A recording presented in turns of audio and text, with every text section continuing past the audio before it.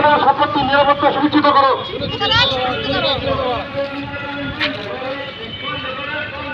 হিন্দু বিৰোধী ষড়যন্ত্ৰকাৰী হুঁশিয়াৰ, হিন্দু বিৰোধী ষড়যন্ত্ৰকাৰী হুঁশিয়াৰ, হিন্দু বিৰোধী ষড়যন্ত্ৰকাৰী হুঁশিয়াৰ।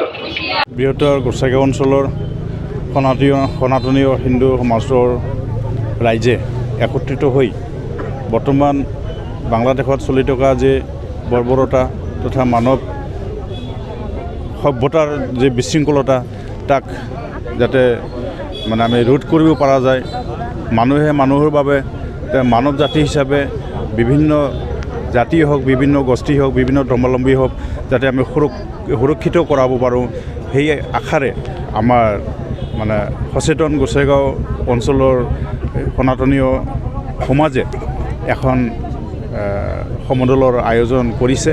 নিশ্চয়কৈ আমাৰ আজি যি উদ্দেশ্য সেইটো আমাৰ ৰাষ্ট্ৰৰ মুৰব্বী তথা আমাৰ আজিৰ তাৰিখত প্ৰধানমন্ত্ৰীয়ে কূটনীতিকভাৱে যেনেকৈ আন্তঃৰাষ্ট্ৰীয় পৰ্যায়ত তেখেতে আগভাগ লৈ আছে, নিশ্চয়কৈ আমি বিশ্বাস কৰিব পাৰোঁ আমাৰ এই সমদলৰ কালচাৰ ৰাখি তেখেতে নিশ্চয় মানে বৰ্তমান বাংলাদেশৰ যিমানবোৰ আমাৰ মাইনৰিটি গোষ্ঠী আছে, অকল হিন্দু নহয়, তাত খ্ৰীষ্টিয়ান আছে, বৌদ্ধ আছে, বা প্ৰত্যেক মানুহে যাতে বাচি থাকিব পাৰে। বৰ্তমানৰ জলাঞ্জলিটো যি অৱস্থা, মানৱ সম্পদৰ ওপৰত যেনেকৈ অত্যাচাৰ বা ক'ব গ'লে ধৰ্মৰ নামতে নিশ্চয় ক'ৰবাত নহয় ক'ৰবাত এটা তেনেকৈ বিভ্ৰান্তিটো হৈ আছে। আমি ভাবিছোঁ ধৰ্ম নহয়, মানুহে মানুহৰ বাবে যাতে জীয়াই থাকিব পাৰে, এই ৰাষ্ট্ৰৰ নাগৰিক, ভাৰত ৰাষ্ট্ৰৰ নাগৰিক হিচাপে আমাৰো যিহেতু অধিকাৰটো আছে, আমি আমাৰ মনৰ কথা বা মানে যি সভ্যতা, মানৱ সমাজৰ যি সভ্যতা, সেই সভ্যতাটো দহাই দি যাতে আমি এই সমদলৰ দ্বাৰা আমাৰ কৰ্তৃত্ব ৰাষ্ট্ৰৰ নেতাসকলক অৱগত কৰাব পাৰোঁ, তথা তেখেতসকলে যাতে আন্তঃৰাষ্ট্ৰীয়ভাৱে কূটনীতিক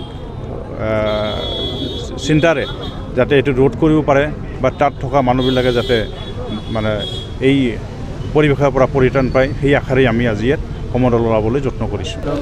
আজি বৃহত্তৰ গোসাইগাঁও সনাতনী সমাজৰ উদ্যোগত বাংলাদেশৰ যি অপ্ৰীতিকি, যি আমাৰ মানৱ অধিকাৰ উলংঘা কৰিছে, যি সনাতনী হিন্দু সমাজৰ ওপৰত, তাত সংখ্যালঘু ব্যক্তিৰ ওপৰত, সম্পত্তিৰ ওপৰত যি অত্যাচাৰ কৰা হৈছে, তাৰ প্ৰতিবাদত আজি আমি গোসাইগাঁও সনাতনী সমাজত এক প্ৰতিবাদী সমদল ওলাইছোঁ।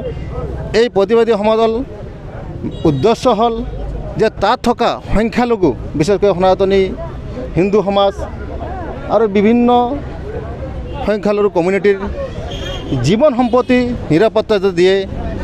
আজি এই প্ৰতিবাদৰ জৰিয়তে আমি মহকুমা দ্বিপথীৰ জৰিয়তে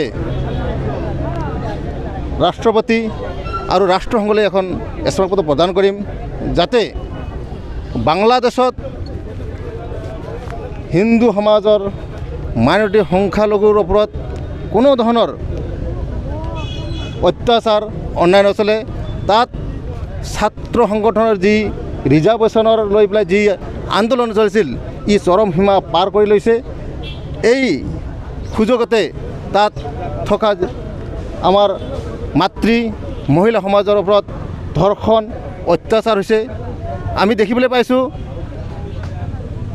বাংলাদেশ স্বাধীনতাৰ যি তাৰ বাংলাদেশৰ জাতিৰ পিতা শ্বেখ মুজিবুৰ ৰহমান তাৰ এছএছৰ ওপৰত উঠি পেলাই বহুতো আমাৰ মা ভণ্টিৰ আগত তাত খোলাকৈ প্ৰস্তাৱ কৰি দিয়া হৈছিল। ই মানৱ অধিকাৰ উলংঘা কৰিছে। এইটো আন্দোলন নহয়, এইটো এটা জংগী হয়। ইহঁতৰ উদ্দেশ্য আৰু লক্ষ্য বেলেগ দিশত। এই তাত থকা আমাৰ হিন্দু সমাজ, আমাৰ সংখ্যালঘু সমাজৰ প্ৰতি তাৰ সিহঁতৰ টাৰ্গেট।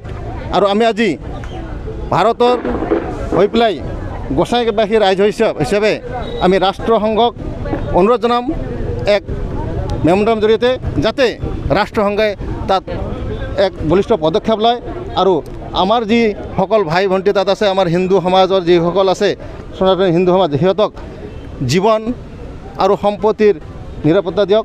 তাৰে কামনাৰে আজি আমি গোসাইগাঁওবাসী ৰাইজ হিচাপত আজি আমি এক প্ৰতিবাদী সমদল ওলাইছোঁ আৰু মই আশা কৰোঁ এই সমদলত শান্তি আৰু শৃংখলাবদ্ধভাৱে হ'ব। আৰু যিহেতু ভাৰত আমাৰ গণতন্ত্ৰ দেশ, ধৰ্মনিৰপেক্ষ দেশ, ইয়াতো আমাৰ সংখ্যালঘুৰ বিভিন্ন জাতীয় সংগঠন আছে।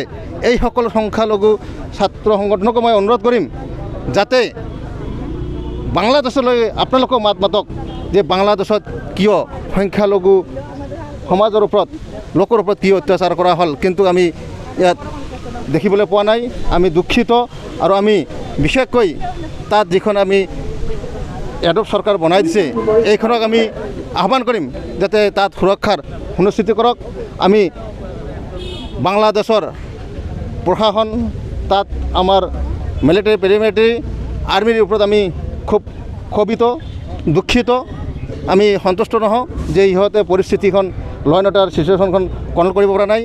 এক ব্লেক ফালে লৈ পেলাই আমাৰ মাইনৰিটিৰ সংখ্যাৰ ওপৰত বিশেষভাৱে অত্যাচাৰ কৰা হৈছিল, বহুতো অমানৱীয় ঘটনা ঘটিছিল আৰু ইহঁতে এইটো টাৰ্গেট লৈ কৰিছিল। আমি এতিয়া ধিক্ষা দিছোঁ, গৰিহণা দিছোঁ। গোসাইগাঁও বিষয় হিচাপত, সনাতনী হিন্দু সমাজ হিচাপত আমি এতিয়া একদম গৰিহণা দিছোঁ। আৰু ইয়াৰ আমি যদি এইটো সুৰক্ষিত নহয়, এনেকুৱা প্ৰতিবাদ আমি আগলৈকে কৰি থাকিম।